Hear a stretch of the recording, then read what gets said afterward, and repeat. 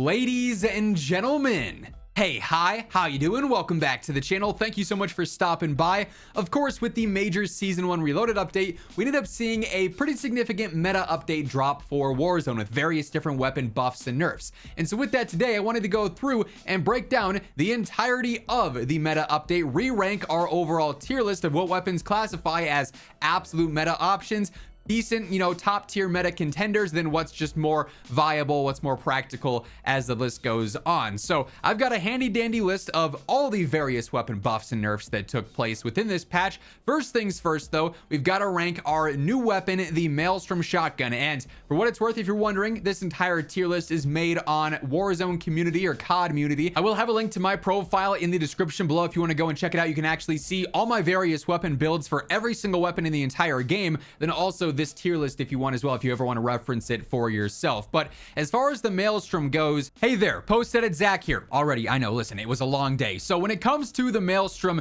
this thing is kind of crazy because without Dragon's Breath rounds, it's a very mediocre shotgun, like kind of in line with all the other options. If you've got Dragon's Breath unlocked though, this turns it into truly more of a meta tier shotgun. I would say it is definitely a contender. It's not an absolute meta option, let's say, just because it is still a shotgun. It requires ultra close range to go through and fully be successful. But with Dragon's Breath on there, it certainly has potential. So completely overlooked the Dragon's Breath testing initially, but I would consider this to be on the upper end of shotguns as it stands, definitely in the close range meta conversation. So wanted to make sure I have my accurate ranking of this now fully updated in the video. But now that said, we can go through and update our entire list based on the various buffs and nerfs that took place. So like I said, I'll be referencing my handy dandy list of notes off to the side. If you wonder why I keep looking over here, no, it's not my radar cheats that are showing me where to put these weapons, I promise you. But first up, the AK-74, already considered a meta tier rifle, ended up getting even better. They buffed the range and the velocity. Now here's the thing.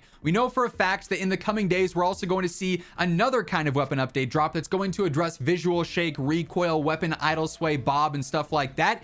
And that could make the AK-74 a true absolute meta option. It's already got one of the best TTKs in the entire category, but it's definitely more difficult to use than something like the XM4 or the GPR or the XMG or something like that, right? So damage-wise, it's absolute meta. Behavior-wise, it's still, I'd say, just in the meta contender area. It's so close to jumping up, and it's definitely the best it's been yet, but I think it's about to get even better. Now, the aims here in the contender category ended up getting a velocity buff. That's great, but the damage is why this is in the contender category with these other options, just because its TTK is not all that crazy. So unfortunately, not really much change with that one. The AS Val also ended up seeing some decent buffs. It got a range buff, a velocity buff, and an ADS buff. This one honestly could be really close to being an absolute meta as well if its damage per mag was more sustainable, right? If it was more consistent and reliable. Unfortunately, you burn through ammo with this, even with the max extended mag on there, and that's what's going to keep it in check. Otherwise, it'd probably be one of the best weapons in the game in terms of pure TTK. It's easy to use with clean iron sights, but you burn through ammo like crazy.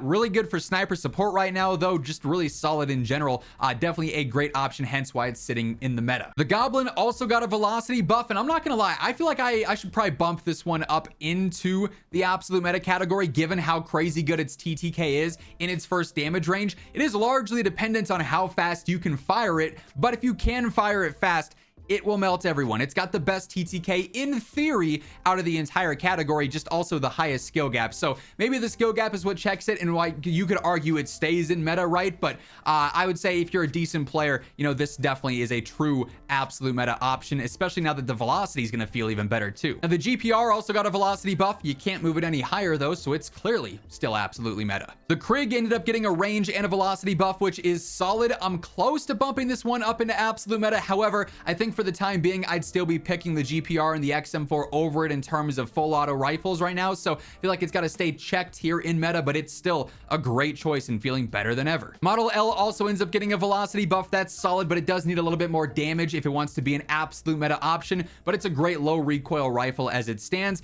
Then the XM4 also ended up getting a velocity buff, and once more, just like the GPR, it can't get any better, so can't move it up. It's staying in absolute meta. And by the way, as we are going through all these weapon updates and how the meta actually actually plays out. Now, if you enjoy the video, you find it helpful, a like is always seriously appreciated. It truly does help grow the channel and share the video around to new viewers. And if you happen to be one of those new viewers, or maybe you just have not subscribed yet, we should change that. Every single day, I got you covered with news, updates, patch notes, and meta breakdowns like this. So to stay in the know, hit that subscribe button, turn on those post notifications. Every day, we're climbing closer and closer to 1 million subscribers. Now, the STG currently sits in the contenders category, and that's probably where it's going to stay because they actually nerfed the lower torso on it. Not a significant nerf by any means, but it's a little bit worse. It's still easy to use and has crazy good velocity, but it's definitely not, one of the main rifle metas right now by any means. Even as an MW3 weapon, I think there's some better choices still. The BP50 is sitting there as well. They actually ended up nerfing the conversion kit on this, unfortunately. Quite frankly, the conversion kit probably could have been in the meta category before. Now I think contenders probably a safer place for it and a more accurate place for it because the conversion kit got a range, leg multiplier nerf, and velocity nerf. So it got nerfed in several different areas, definitely checking it. It's still going to be a solid close range choice, but there's definitely better options here. Again, from MW2, MW3, and definitely Black Ops 6 for that same style of play. Now, a big one here, the DTIR got a velocity nerf, and that's tough. An upper torso, an arm, and a leg multiplier nerf as well. And checking the updated stats on this thing, yeah, it is just absolutely abysmal in the close and the mid range now, where it already wasn't great, but then even over long range, it's not anything that great anymore. I would say contender is probably a generous spot for it. I think there's a chance, you could argue viable as well, just because there are some other options that are considered contenders where it's good in the long range. I maybe would leave it here, but it's definitely not one that is wildly impressive right now, and viable could certainly fit the description well, as could contender, depending on the exact distance you're fighting. But that's definitely a nerf that is going to feel very noticeable in game. Now we get into our SMG updates here, and there's actually quite a few really solid ones. So with this, the C9 ended up getting a range buff, a headshot buff, and a leg multiplier buff. So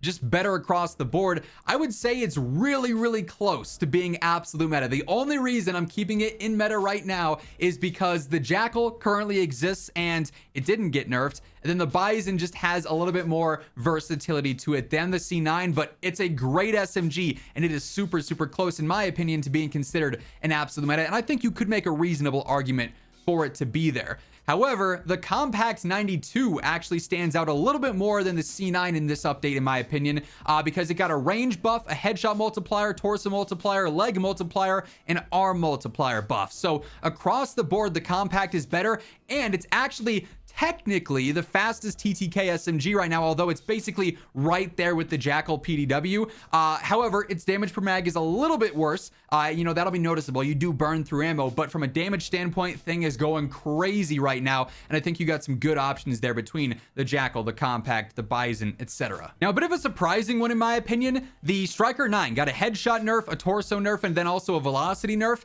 and the other Striker didn't. So this Striker is definitely more so just a contender now. It's not really anything all that crazy as an SMG. It's not going to stand out in any significant way. It's still going to be decent, but nothing all that fancy.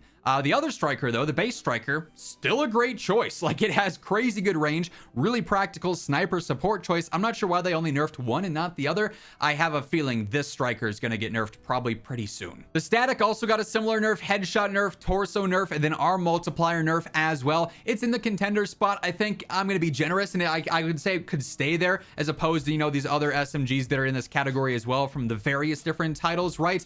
Definitely trending towards viable, though, if it were to be adjusted again, or if some of these other ones got buffed, I wouldn't really consider them to be on an even level. It's also got some weird hit reg stuff going on. I think True Game Data was talking about this over on Twitter. Not sure if it was a problem with the static itself or the firing range or what, but definitely want to keep an eye on. Hey everyone, quick reminder, if you're looking to stay hydrated and energized while grinding out Black Ops 6 and Warzone here, look no further than G Fuel. If you're grinding out camos, leveling up, checking out the new Season 1 content, whatever the case is, and you're looking to stay energized, G Fuel has you covered with their tubs and their cans. And if you're just simply looking to stay hydrated throughout the day, they've got you covered there as well with their hydration formula. Best of all, regardless of what you're picking up on the G Fuel site, code Immortal has you covered with that nice discount. Toss that in the checkout and save yourself some money. So if you're interested, link for that will be down in the description below. We also got a couple of LMG updates, which is interesting. So the GPMG got buffed. It got a range buff, which is solid, and then also a torso multiplier buff, and then a velocity buff, and its ADS speed is better. The ammo capacity is the problem here. Like, the damage is all right. It's definitely not as good as the XMG just from the LMG category itself,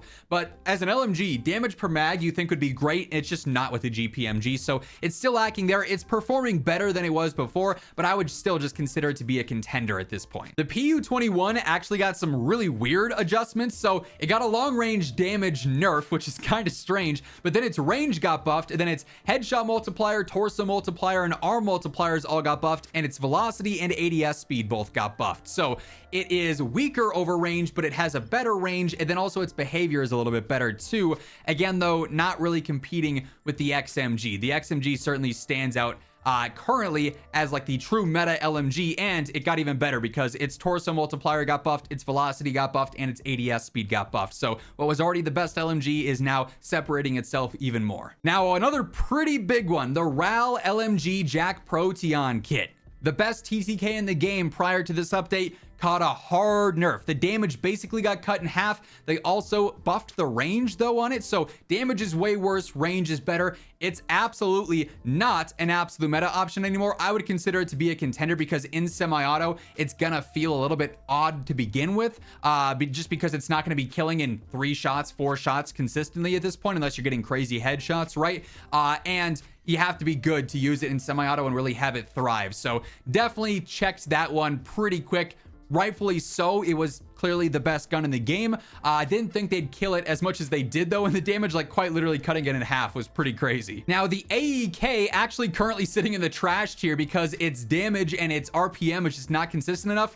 Don't worry, it got a velocity buff. That's really gonna help it, right? So now when you're barely firing shots fast whatsoever and doing no damage, at least they'll hit a little bit quicker, right? So that's not gonna change the AEK. They gotta buff that thing's damage or rate of fire for it to jump out of that trash tier. It is cool though, the DM10 sitting in the meta category ended up getting a velocity buff, so that just becomes even better now. Obviously a really solid marksman, a little bit higher skill gap. I probably wouldn't jump it up to absolute meta just based off of velocity buff, but solid for that considering its damage is actually good. Now the SWAT and the Sarkov each got buffs as well. The Sarkov was just a velocity buff. That's not enough to change it out of the category. It's currently sitting in viable just as a mediocre option. The SWAT got more than that though. It ended up getting a range buff, an arm multiplier buff, and a velocity buff. It still needs a lot of help though with rate of fire as opposed to damage there. Like if they buff the TTK on it, maybe it jumps out of viable, but as it stands, not really something that stands out too much in any particular way. Now the Lockwood 300 Maelstrom trigger, which was actually capable of one-shotting if you were barrel stuffing with it because they unvaulted that for whatever reason,